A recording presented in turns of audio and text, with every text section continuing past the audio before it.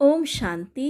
आप सभी श्रेष्ठ ब्राह्मण कुलभूषण आत्माओं को वैसाखी और नवरात्र की बहुत बहुत शुभकामनाएं और मुबारक। आज 13 अप्रैल 2021 की साकार परमात्म महावाक्य की कुछ विशेष बातें। बाबा कहते, बाप जो है जैसा है तुम बच्चों में भी नंबरवार पहचानते हैं। अगर सब पहचान ले तो बहुत भीड़ मच जाए।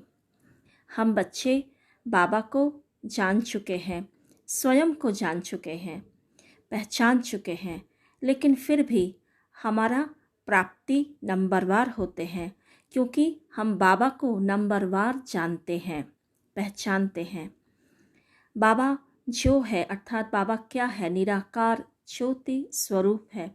हम आत्मा भी निराकार बिंदी स्वरूप हूँ, ज्योति स्वरूप हूँ, ऐसा समझकर अगर बाबा को याद किया जाए तो कितनी अथाह प्राप्ति है। तो अगर बाबा को हमने सही पहचाना तो बाबा जैसा कहते हैं वो हमें निरंतर याद रहेगा। भगवान सर्व की सद्गति दाता पतित पावन है, वही हमारा पिता है, वही हमारा शिक्षक भी है, सद्गुरु भी है।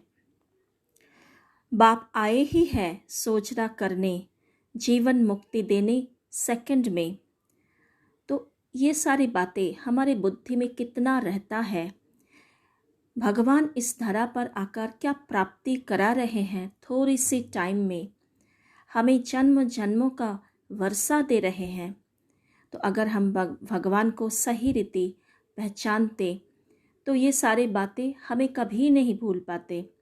तो बाबा के साथ सारे संबंधों का अनुभव हम कर पाते, और जितना अनुभव उतना गहरा प्यार होता, तो ये पुरानी दुनिया स्वतः ही भूल जाते। तो बाबा को रोज़ रोज़ आकर ये नहीं कहना पड़ता, बच्चे अपने को आत्मा समझ मुझ बाप को याद करो।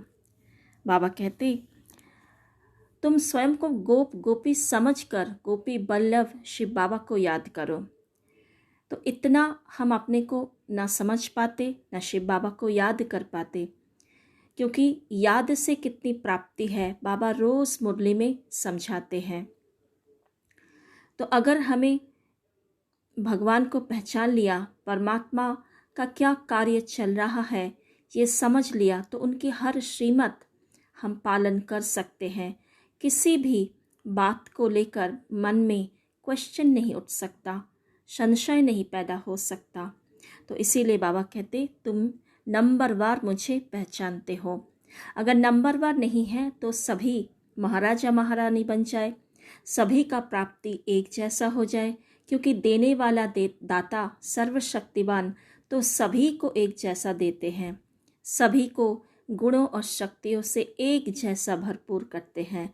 लेकिन लेने में हम नंबरवार हो जाते हैं, क्योंकि हम नंबरवार उन्हें पहचानते हैं।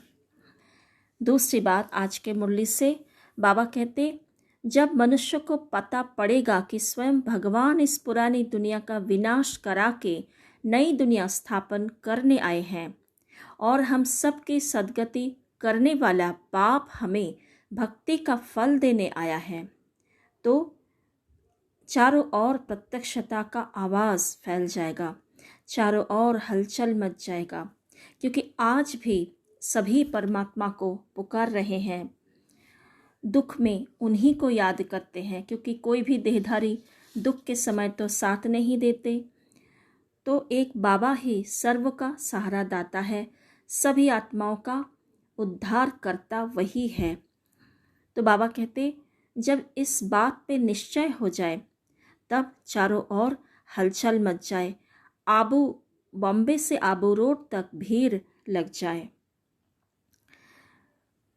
थर्ड पॉइंट आज की मुरली से बाबा कहते, धर्म के बारे में। जैसे मुख्य 4 धर्म हैं पूरी सृष्टि पर। आदि सनातन देवी देवता धर्म जो सबसे ऊंचा है, और उसके बाद है इस्लाम, उसके बाद बौद्ध, उसके बाद क्रिश्चियन।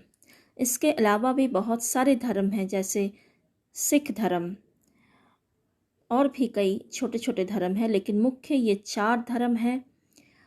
तो बाबा कहते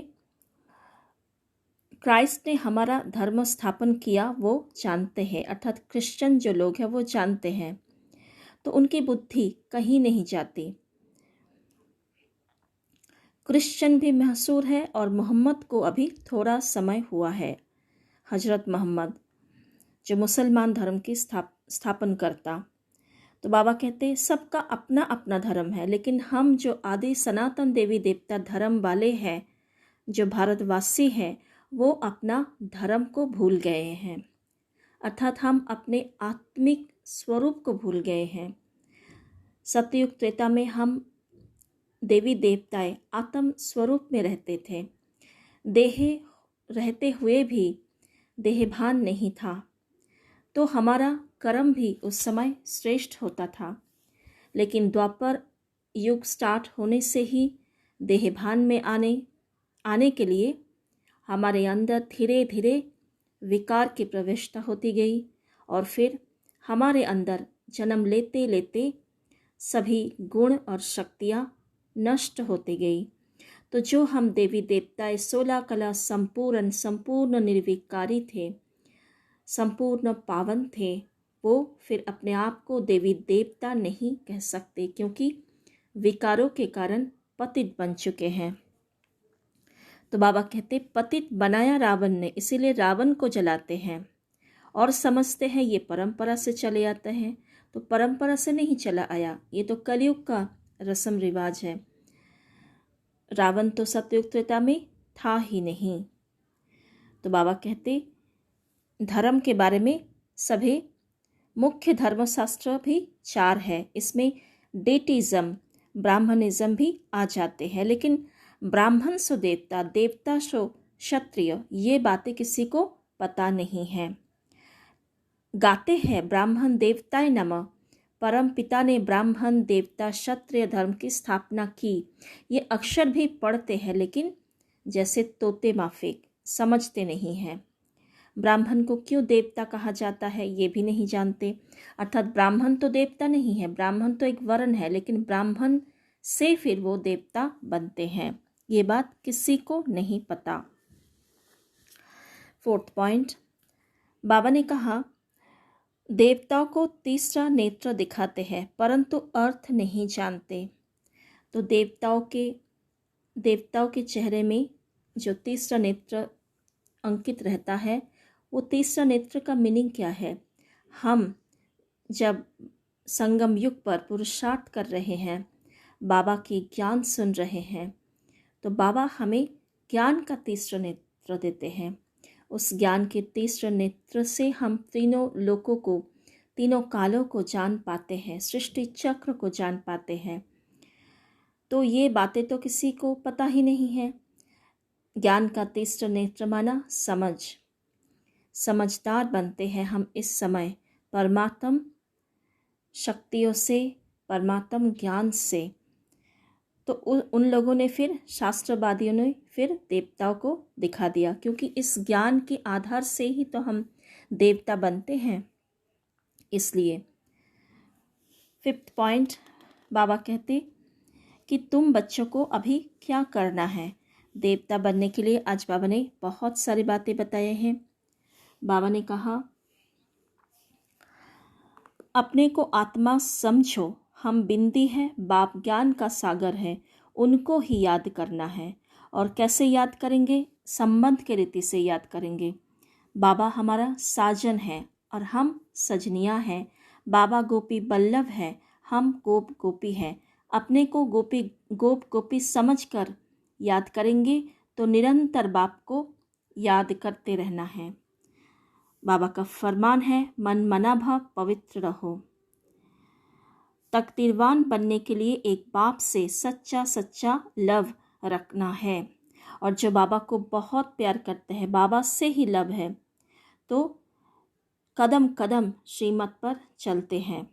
बाबा से लव हो तो समझे हमको कदम कदम पर श्रीमत पर चलना है। पिछाड़ी में यही याद रहे कि हम आत्मा हैं, शरीर तो है, परंतु ये ज्ञान बुद्धि में रखना है कि हम आत्मा हैं। तो इतनी याद की यात्रा की प्रैक्टिस करनी है कि हमें याद निरंतर ठहर जाए, कभी भूले ही ना कि हम आत्मा है और बाबा हमारे साथ है। 6th पॉइंट आज बाबा कहते हैं जो हमें नहीं करना है। देहभान में आकर बहुत पाप करते हैं, पाप का घड़ा 100 गुना भर जाता है। तो देहभान में हमें नहीं आना है, निरंतर स्वयं को आत्मा समझकर हर कर्म में आना है। अगर देहभान में आए तो बाबा भी भूल जाएंगे, आत्मा अपने को नहीं समझ पाए तो बाबा भी याद नहीं आएगा, फिर देह और देह की दुनिया में फंस जाएंगे, तो भूले होते रहेंगे। औरों को रास्ता बताने के बदले खुद ही भूल जाते हैं और ही जास्ती दुर्गति को पा लेते हैं, क्योंकि जितना हम देहभान में आएंगे विकारी चीज़ें हमारे साथ, विकार की भावनाएं, विकार की सोच और विकार की कर्म होगा, तो विकर्म बनेगा, पाप कर्म बनेगा, तो 100 गुना दंड पड़ जाएगा, तो और भी दुर्गति होगी, पद भ्रष्ट हो जाएगा। भ्रष्ट क्या, बिल्कुल ही पद नहीं मिल पाएगा। सतयुग की तो क्या, त्रेता अंत तक हमें पोजीशन मिलेगा। तो बाबा कहते ऐसा नुकसान अपने को नहीं करना है। सर्विस के बारे में आज बाबा ने बहुत इम्पॉर्टेंट एक बात कहते हैं। नेक्स्ट पॉइंट, रोज पुण्य का काम अवश्य करना है। सबसे बड़ा पुण्य है सबको बाप का परिचय देना, बाप को याद करना और सबको बाप की याद दिलाना। तो 3 मुख्य सर्विस है, बाप का परिचय देना, बाप को याद करना और बाप की याद दिलाना। अगर स्वयं याद करेंगे तभी औरों को भी दिला पाएंगे। और बाबा कहते सिद्ध करके बताना है कि परमपिता परमात्मा निराकार शिव ही गीता का भगवान है, श्री कृष्ण नहीं है। और प्राचीन योग भगवान ने सिखाया, ना कि श्री कृष्ण ने। ये भी बड़ा भारी मंजिल है, ये कोई मासी का घर नहीं है। जिस दिन ये बातें सभी आत्माएं मान लेगी उस दिन बाबा का प्रत्यक्षता हो जाएगी। आज का वरदान, स्थूल कार्य करते भी मनसा द्वारा विश्व परिवर्तन की सेवा करने वाली जिम्मेवार आत्मा भव। स्लोगन है, अभी योद्धा बनने के बजाय निरंतर योगी बनो। ओम शांति। स्वयं को भ्रुकुटी आसन पर स्थित करें और स्वयं को चेक करें, कितना मैं आत्मा बाबा को पहचाना। बाबा जैसे अपने को परिचय दिया है, बाबा का कार्य इस समय क्या चल रहा है, कितना हमें उनकी श्रीमत को एक्यूरेट फॉलो करना है। अगर हम बाबा को पहचाना तो मुझ आत्मा को निरंतर बाप ही याद रहेगा। इस पुरानी दुनिया से बहुत बहुत वैराग्य रहेगा, क्योंकि बाबा का याद करना माना ही बहुत बहुत सुख में रहना। बाबा ने कहा, बच्चे कुछ भी नहीं कर पाओ तो स्वयं को अपना समझ मुझे याद करो तो मैं बहुत सुख दूंगा। और जो बच्चे सपूत है, सर्विसेबल है, उसे श्री बाबा भी याद करते हैं, याद से याद मिलती है। तो बुद्धि रूपी नयन से निराकार साजन को देखें, गोपी बल्लभ सभी का कल्याण करने वाला,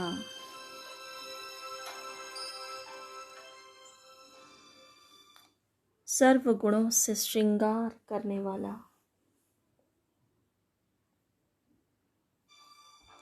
परमात्मा के स्वरूप को देखें। इस देह में मैं अकाल तख्त नशीन श्रेष्ठ तकदीरवान आत्मा हूँ। मैं तकदीरवान इसलिए हूँ कि मैंने बाबा को पहचाना। मुझ आत्मा को बाबा से सच्चा सच्चा प्यार है। मैं आत्मा कोई भी मनमत परमत मिक्स ना करते हुए एक परमात्मा की श्रीमत पर ही चल रही हूँ। अंत तक चलते रहेंगे। रोज बाबा की मुरली से, बाबा की शक्तियों से, परमात्मा का पदम गुणा मदद से स्वयं को भरपूर करते जाएंगे। फील करें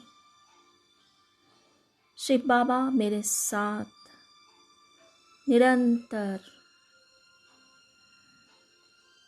मुझ आत्मा को देख रहे हैं। मैं आत्मा बाबा के साथ पाठ बजा रही हूँ। स्व परिवर्तन के साथ साथ विश्व के आत्माओं को अपने मनसा शक्ति द्वारा परिवर्तन कर